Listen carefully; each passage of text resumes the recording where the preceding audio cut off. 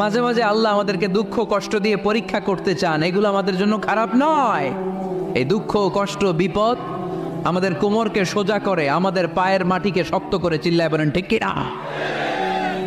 প্রতিকূল পরিবেশে কিভাবে বাঁচতে হয় এই দুঃখ কষ্ট আমাদেরকে শিখায়। এজন্য মুমিন বান্দার বৈশিষ্ট্য হচ্ছে দুঃখ কষ্ট বেদনা জ্বালা এগুলোতে সে আপসেট হয় না, সে হাল ছেড়ে দেয় না, সে ভরসা রাখে একজনের উপর, চিল্লায় বলতে হবে তিনি কে? কারণ মুমিন জানে রাত্রি যত গভীর হয় অন্ধকার তমানিসা ভেদ করে সুবহে সাদিক হয়।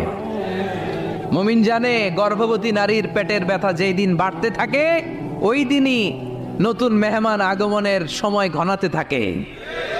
মুমিন জানে তার জীবনে দুঃখ কষ্ট বিপদ যত বাড়তে থাকে সুখের দিন কাছে আসতে থাকে।